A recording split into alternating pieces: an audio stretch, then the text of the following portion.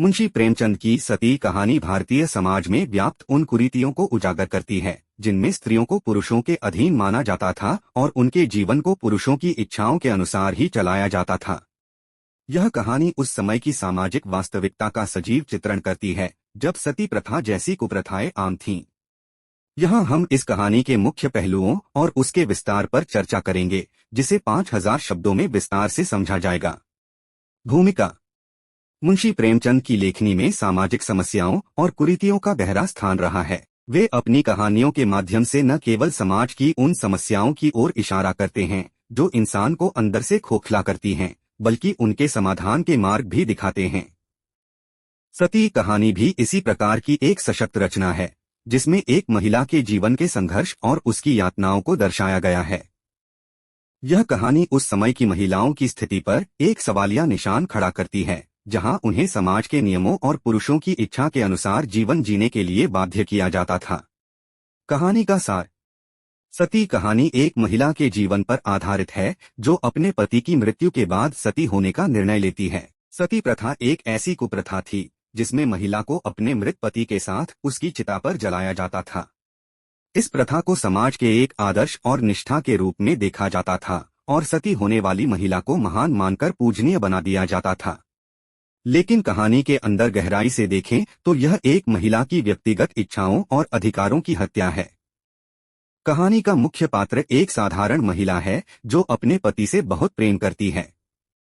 पति के मरने के बाद उस पर समाज और परिवार का दबाव डाला जाता है कि वह सती हो जाए। उसे इस प्रथा को महानता का प्रतीक बताया जाता है और यह कहा जाता है कि सती होकर वह अपने पति के प्रति अपनी असीम निष्ठा का प्रमाण देगी।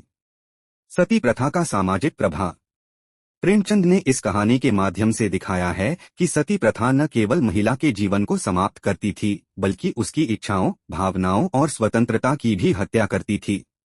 समाज में यह धारणा बनाई जाती थी कि जो महिला सती होती है वह समाज में सम्मान और पूजनीय बनती है। इस प्रथा के पीछे महिलाओं के प्रति समाज की कठोरता और उन्हें वस्तु के रूप में देखने की मानसिकता छिपी थी।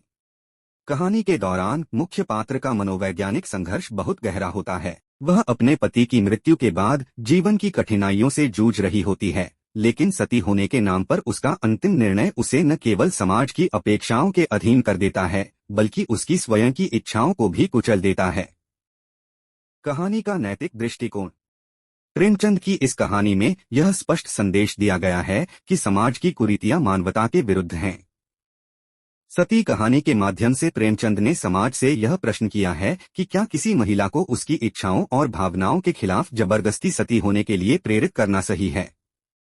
उन्होंने इस कहानी के माध्यम से स्त्री के अधिकारों और स्वतंत्रता की बात की है।